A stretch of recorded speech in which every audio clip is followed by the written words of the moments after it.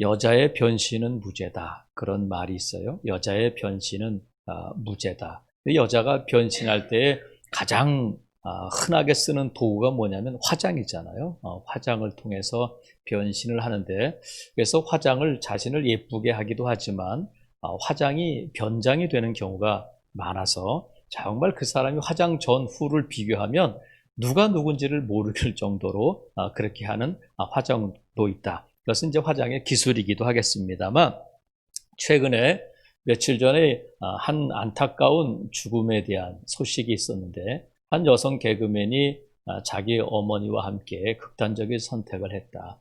그런데 그 이유가 보니까 그 여성 개그맨에게 아픔이 있었는데, 그 아픔이 뭐냐면 어렸을 때 이 피부 수술을 잘 못해가지고 화장을 할 수 없게 됐다. 그래서 늘 자신은 쌩얼입니다. 그걸 얘기했다고 그래요. 그래서 딸이 화장을 못하니까 그 신문 기사 제목이 그렇게 돼 있더라고요. 엄마의 화장대도 가난해졌다. 이렇게 돼 있어요. 그러니까 딸이 화장을 못하니까 엄마도 거의 화장을 안 하고 지냈다는 거죠. 그래서 여러분 얼굴에 뭔가 이렇게 찍어 바를 수 있으면 그것만으로도 감사할 수 있기를 바라요.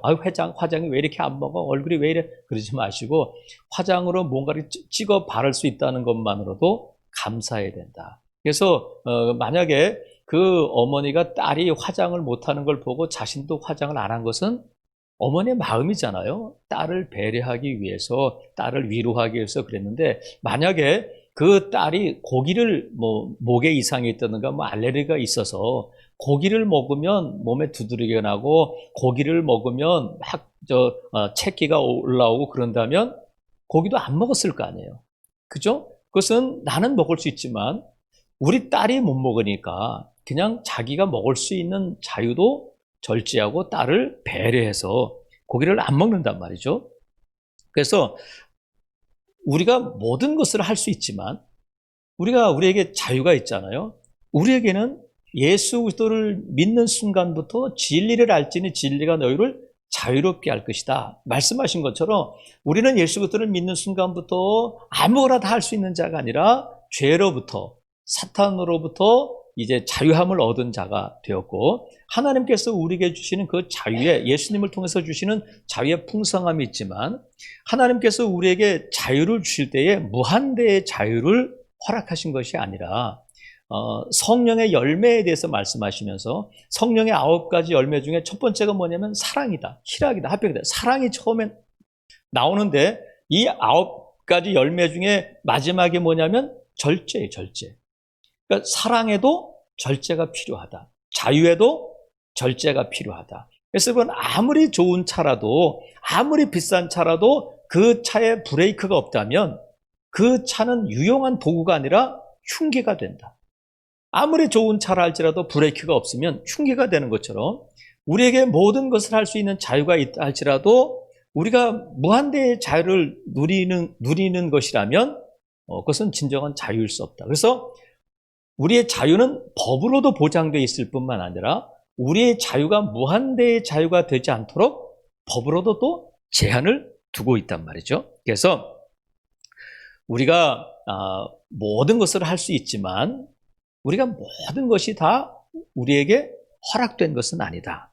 이것은 저와 여러분의 문제뿐만이 아니라 지금 우리가 고린도전서를 살펴보고 있는데 고린도 교회에 있는 문제 중에 하나가 뭐였느냐면 먹는 문제였어요. 뭐를 먹느냐면 고기를 먹을 것이냐 말 것이냐. 근데 이 고기를 먹느냐 마느냐의 문제가 어떤 문제와 연결되냐면 자유의 문제와 연결된단 말이죠. 고기를 먹을 수 있는 자유는 누구에게나 다 있잖아요. 근데 이 고기가 어떤 고기냐면 우상에게 제물로 바쳐지고 이 시장에 나온 고기의 문제인데, 지금 오늘 본문에 보면 그런 우상에게 바쳐졌다가 시장에 나온 고기는 먹어라, 그냥 먹어라. 왜냐하면 그 고기를 먹어야 하는 이유가 뭐냐면 26절 보세요. 26절을 보면 그것이 이는 땅에 거기 충만한 것이 주의 것이기 때문에 그렇다는 거예요. 다 주님으로부터 오는 것이니까 그냥 먹어도 된다. 그런데 먹어라 하면서도 왜 이 문제를 지금 여기까지 끌고 오고 있느냐면 우리가 지난주에 살펴본 것처럼 이 고린도 교회, 지난주와 지지난주도 계속 살펴봤습니다만, 고린도 교회는 이 우상의 제물, 이 고기를 먹느냐 마느냐, 먹을 수 있느냐 먹지 못하느냐 하는 문제 때문에 계속해서 이 다툼이 있었는데, 우상에게 바쳐진 제물, 그러니까 우상은 아무것도 아니다, 그냥 돌이고 나무일 뿐이다 하면서 우상의 이 고기를 아무렇지도 않게 먹는 사람들, 믿음이 강한 사람이 있는가 하면, 우상에게 바쳐진 고기를 어떻게 우상에게 바쳐진 제물을 먹을 수 있느냐, 그건 안 된다 하면서 먹지 못하는 믿음이 약한 자들이 있단 말이죠.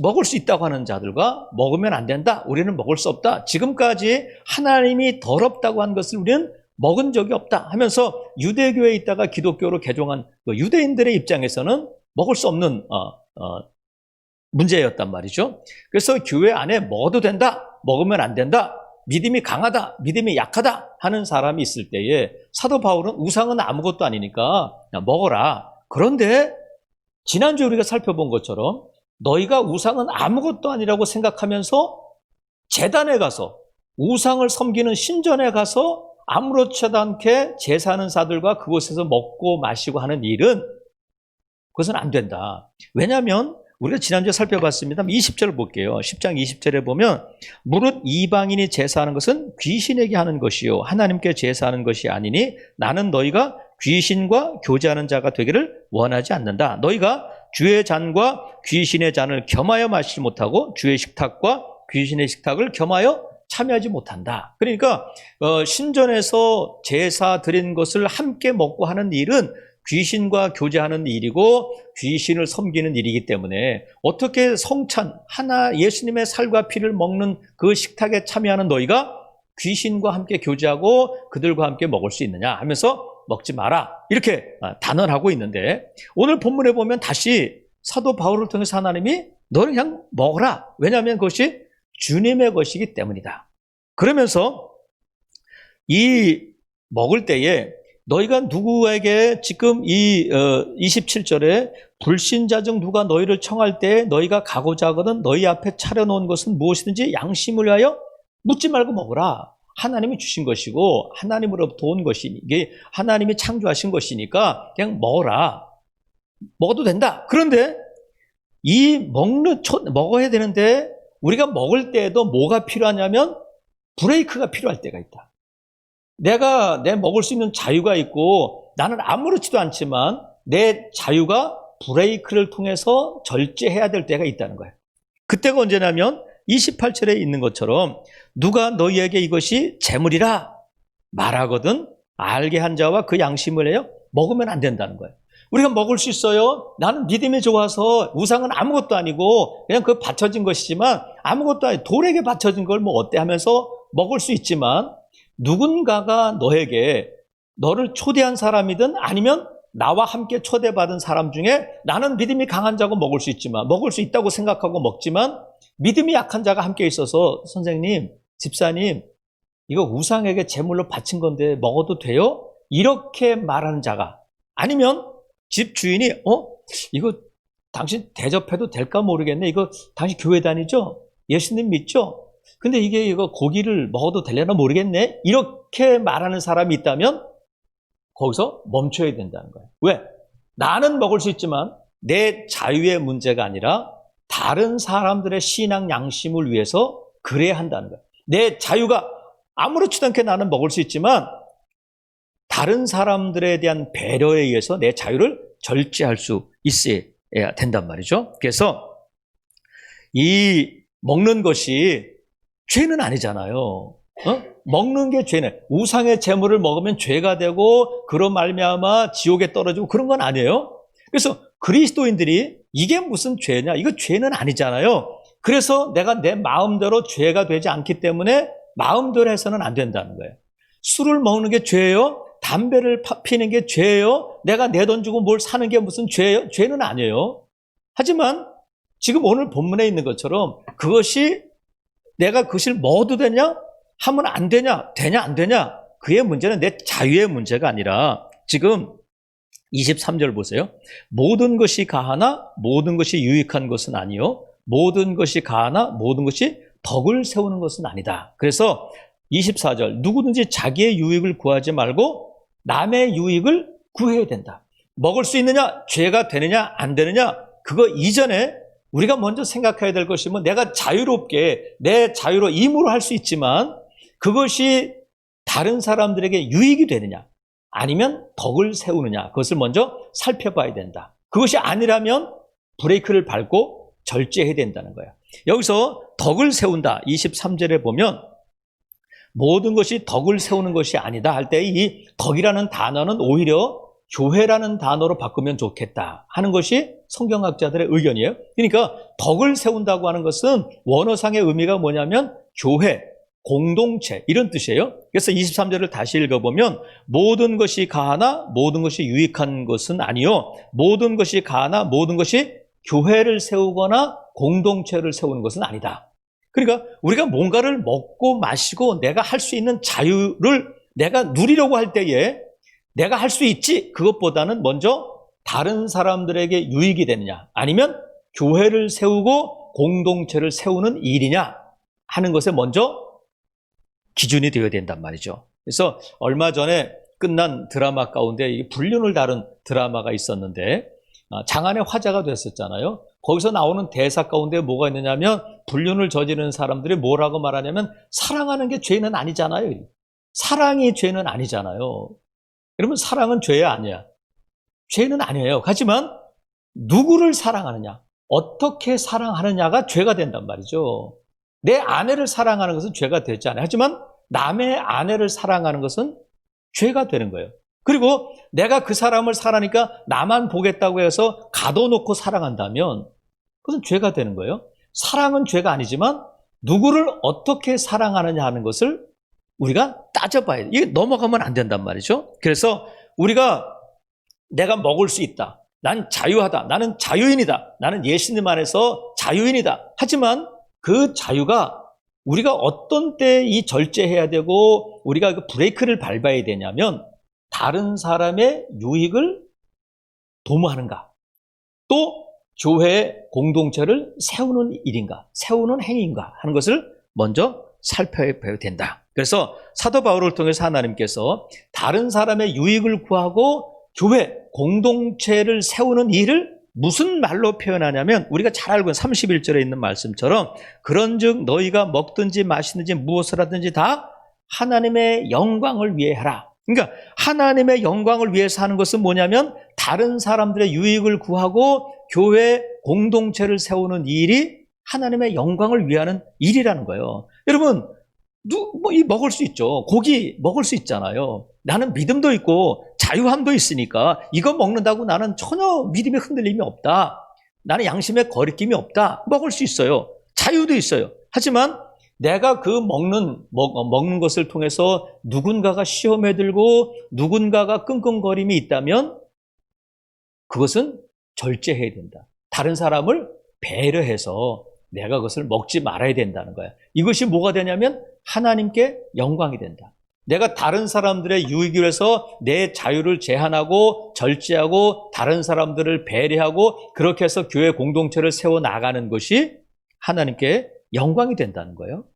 여러분, 우리가 하나님의 영광에 대해서 우리가 아주 몇 주 동안 살펴보고 있었습니다만 하나님께서 저와 여러분을 택하신, 창조전에 택하시고 예수님의 피로 값주고 사신 목적이 뭐냐면, 왜 하나님이 저와 여러분을 구원해 주셨느냐면 에베소서에 분명히 나와 있어요. 그의 은혜의 영광을 찬송하게 하려는 것이다. 하나님의 영광을 위해서 저와 여러분을 구원해 주셨다는 거예요.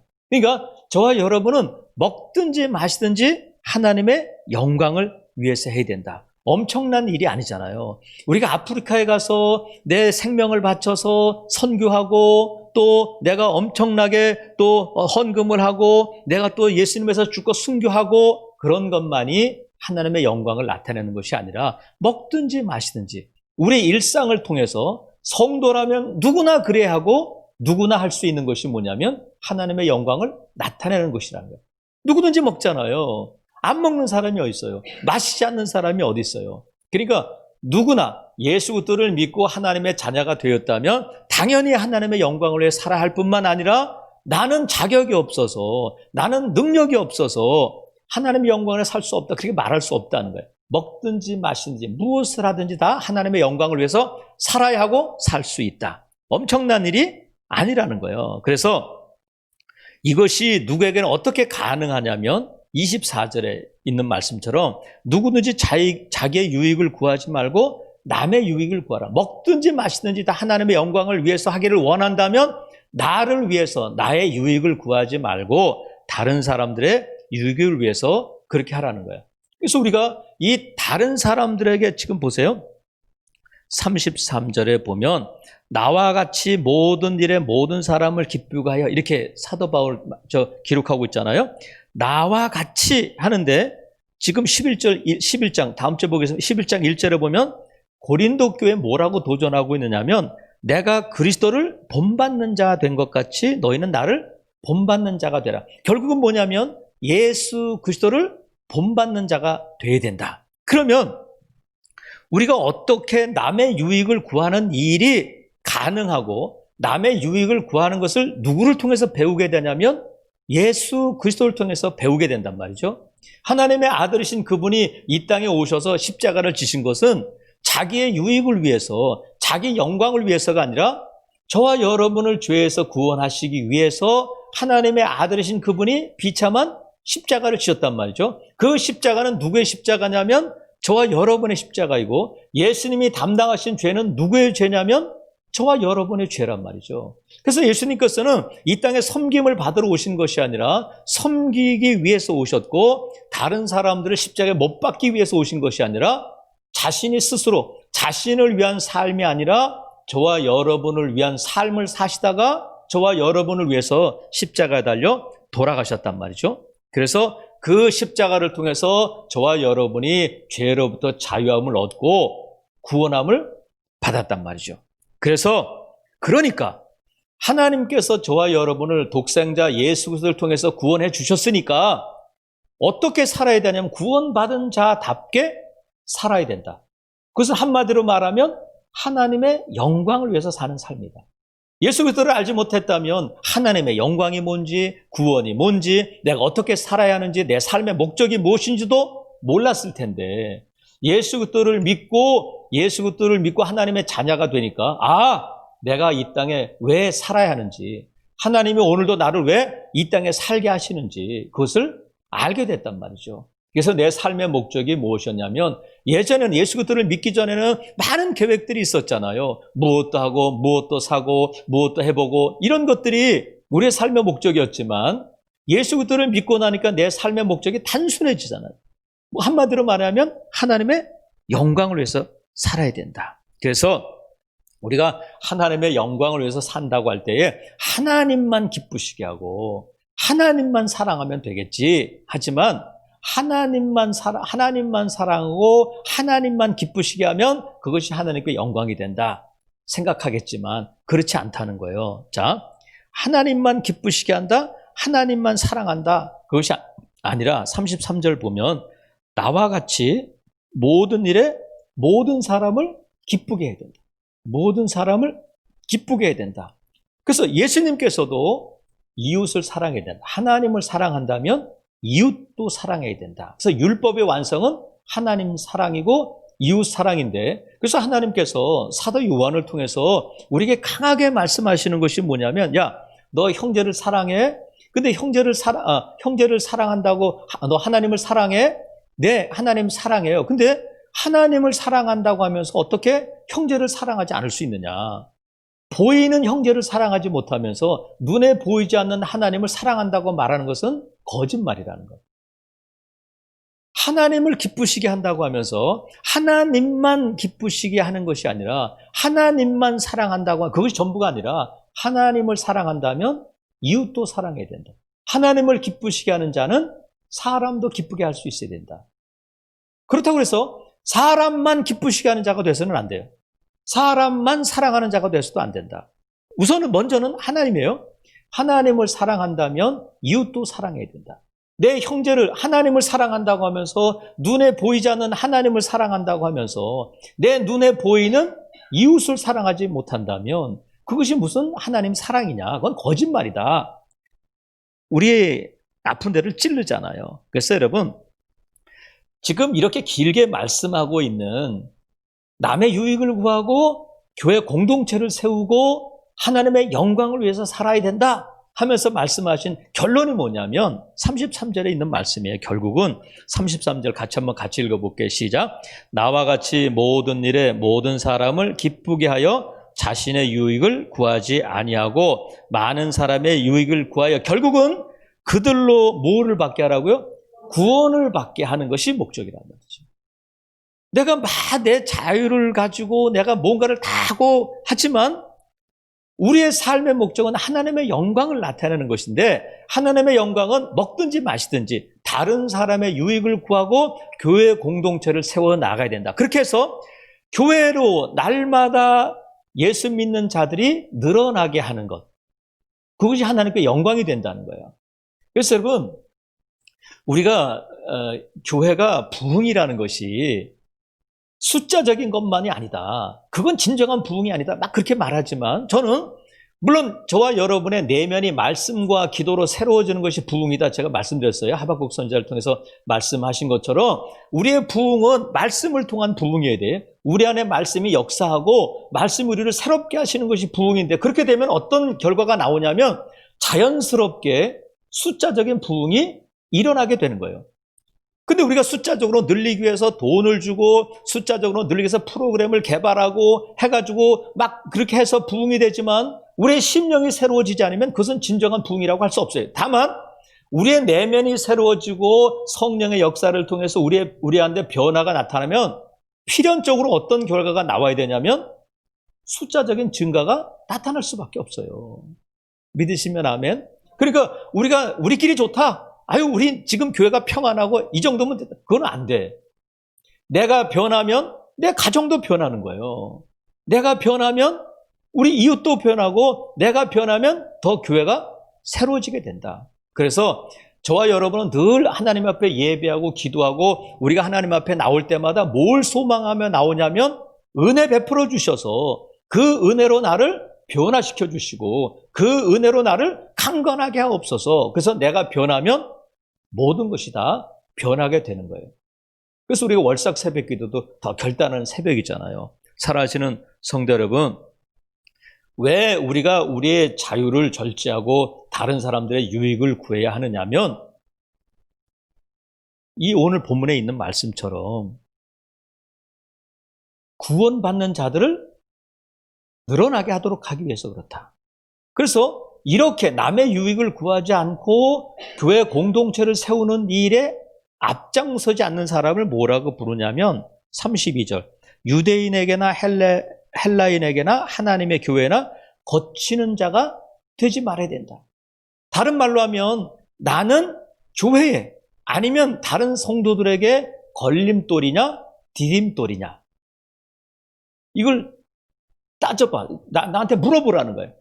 걸림돌은 뭐예요? 걸려 넘어지게 하는 거야. 그러니까 그 집사 만나고 그 사람 만나면 신자들이 자꾸 믿음이 약한 성도들이 시험에 들고 교회를 나갈까 말까, 교회를 떠나고 그러면 걸림돌이잖아요. 하지만 그분을 보면서 누군가가 그분을 딛고 더 높은 자리로 올라가게 되면 그분은 교회의 걸림돌이 아니라 디딤돌이 된다. 거치는 자가 되지 말고 다른 사람들을 세워주고 공동체를 세워주는 자가 되어야 될 줄로 믿어요. 그래서 저와 여러분이 그러면 나는 걸림돌이냐 디딤돌이냐는 뭘로 알 수 있느냐면 나는 다른 사람들을 배려하고 다른 사람들을 위해서 나의 자유를 절제하고 있는가. 그리고 나는 내게 주신 것을 통해서 다른 사람들을 배려하고 교회를 세우는 일에 그것을 사용하고 있는가. 그거에 대한 답을 할 수 있으면 우리가 나는 걸림돌인가 디딤돌인가 하는 것을 알 수 있단 말이죠. 그래서 하나님은 저와 여러분이 갖고 있는 것들은 다 우리가 하나님이 주신 것이라고 고백하잖아요. 하나님 이 모든 것 내가 누리고 있고 내가 갖고 있는 건 우리가 세상에 올 때 빈손 들고 왔지만 내가 지금 갖고 있고 누리고 있는 모든 것들은 다 하나님이 주신 것이다. 그래서 우리는 청직이다 그렇게 부르잖아요. 하나님이 주신 것을 관리하는 자, 청직이란 말이죠. 그러면 하나님께서 그것을 왜 우리에게 주시고 왜 우리에게 허락해 주시고 우리에게 맡겨주셨느냐면 너를 위해 쓰지 말고 다른 사람들의 유익을 위해서, 교회 공동체를 세우는 일을 위해서 그것을 사용해야 된다. 그래야 청지기가 된단 말이죠. 그래서 제가 따져봤어요. 우리에게 있는 것이 뭘까? 아유, 난 아무것도 없어요. 나이 들고 늙고 막 그러지만, 여러분 보세요. 저와 여러분은 남들에게 빌어먹지 않을 정도의 돈이 있어요. 재정이 있잖아요. 또 시간이 있는 사람이 있어요. 어떤 사람은 건강이 있잖아요. 또 어떤 사람은 믿음이 있어요. 남들은 믿지 못할 때에 믿음으로 나가는 사람들이 있어요. 어떤 사람은 사랑이 있어요. 그래서 다른 사람들을 보면, 어려운 사람들을 보면 자꾸 긍휼의 마음이 들고 자꾸 불쌍히 여기는 마음이 드는 사람이 있어요. 남다르게 우리는 아무렇지도 않은데 나 어려워하는 사람들을 보면 그냥 돕고 싶고 그런 사람이 있어요. 이거 사랑이 있는 거잖아요.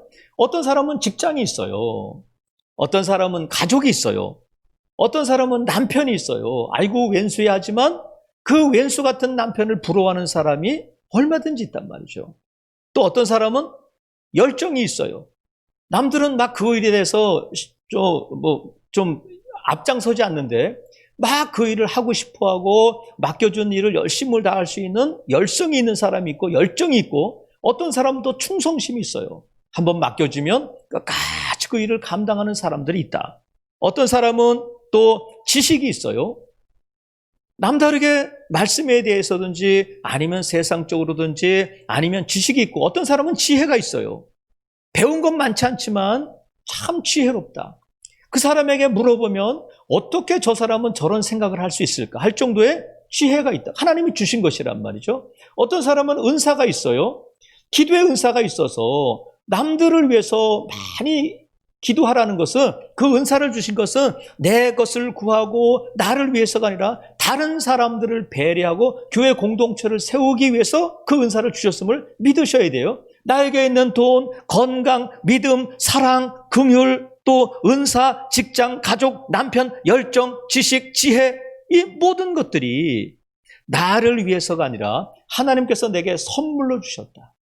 그리고 왜 주셨느냐면 너를 위해 쓰지 말고 다른 사람의 유익을 위해서 교회 공동체를 세우는 일에 그것을 사용하도록 주신 줄로 믿습니다. 그래서 하나님이 내게 주신 것을 내가 꼭 붙들고 있으면 내 것이 되지만, 하나님이 나에게 주신 것을 흘려보내면, 다른 사람들의 유익을 위해서 교회 공동체를 세우는 일을 위해서 자꾸 흘려보내면 내 손이 빈손이 되고 더 가난해지고 나는 쓸 것이 없고 그래질 것 같지만, 하나님은 우리에게 흘려보내면 흘려보낼수록, 왜? 이거 하나님이 주신 것이니까 하나님이 더 새로운 것으로 더 풍성하게 채워주실 줄로 믿습니다. 이게 하나님의 법칙이에요. 내가 꼭 갖고 있으면 고인물이 돼. 고인물은 썩는 거예요. 돈이든 시간이든 건강이든 지식이든 무엇이든지 나를 위해서 나만 사용하려고 하다 보면 고인물이 되고 고인물은 썩지만, 하나님께서 다른 사람들을 위해서, 다른 사람의 유익을 위해서 교회 공동체를 자꾸 흘려보내면, 시간도 돈도 또 건강도 또 믿음도 자꾸 흘려보내면 하나님이 늘 새로운 것으로 더 풍성하게 채워주시는 줄로 믿습니다. 그래서 다른 사람들을 위해서 내 자유를 절제하고 배려할 때에, 그것이 다른 사람들을 배려하고 교회 공동체를 세우는 일에 나의 가진 것들을 사용하고, 내가 다 할 수 있지만 그 사람들을 위해서 내가 절제하고 다른 사람들을 배려해서 양보하고 내가 그들을 더 사용하고 시간도 드리고 재정도 드리고, 또 내가 기도할 수 있는 은사가 있다면 다른 사람들을 위해서 많이 중보하고 기도할 때에 하나님이 더 깊은 기도의 은혜를 허락해 주실 줄로 믿어요. 나는 언제 기도해? 내 자녀들을 위해서, 나를 위해서는 언제 기도해? 하나님이 아셔요. 너희는 먼저 그의 나라와 그의 일을 구하라고 하셨으니까, 다른 사람들의 믿음을 위해서, 다른 사람들의 아픔을 위해서, 교회를 위해서 기도할 때에 하나님이 내 필요를 다 아신다니까요. 다른 사람을 위해서 기도할 때 내 기도가 그냥 당연히 이루어질 줄로 믿으시기를 바라요. 그렇다고 나의 기도도 해야 되지만 늘 하나님이 나에게 주신 기도의 시간, 하나님이 나에게 주신 재정, 하나님이 나에게 주신 시간을 나를 위해서, 우리 가족만을 위해서 쓰면 그것은 전부야. 하지만 오병이의 기적을 통해서 우리가 보는 것처럼 어린아이의 보리떡 5개와 물고기 2마리가 5,000명을 먹이잖아요. 만약에 어린아이가 안 돼요, 내 엄마가 주신 거예요, 내가 먹어야 돼 했다면 그건 기적의 도구가 되지 못했을 거예요. 그런데 주님께 드렸더니 주님이 그 보리떡 5개와 물고기 2마리로 5,000명을 먹이신 줄로 믿습니다. 그러면 여러분 보세요. 어린아이의 보리떡 5개를 예수님이 떼어서 12 제자에게 나눠주셨어. 너희들이 나눠줘라. 그러면 어린아이의 보리떡 5개를 예수님이 떼서 나눠주실 때에 끊이지 않고 나왔어. 그러면 어린아이의 보리떡 5개는 한 사람이 먹을 수 있는 거잖아요. 근데 하나님께서 그것을 통해서 새로운 것을 계속해서 공급해 주시는 거예요. 하루에 만나는 하루에 먹어야 돼요. 그럼 그 다음날 하나님이 새 만나를 주셔. 사랑하시는 성도 여러분, 우리가 약한 자들이잖아요. 80세 된 분들이 지금 이 자리에 네 분이나 계시잖아. 그럼 여러분, 우리 교회는 노인들만 해서 뭘 할 수 있겠어? 천만에요, 여러분. 나에게 있는 것을 가지고 하나님께 드리면 하나님께서 그것을 통해서 역사하실 줄로 믿어요. 나에게 있는 것을 통해서 다른 사람들을 배려해주고 또 절제하고 교회와 공동체를 세우는 일에 보탬이 될 수 있다면 그것이 하나님께 영광이 되고 그로 말미암아 우리 교회는 날마다 구원받는 자가 더해가는 교회가 될 줄로 믿습니다. 이런 성도, 이런 교회가 되기를 주님의 이름으로 축복합니다. 아멘.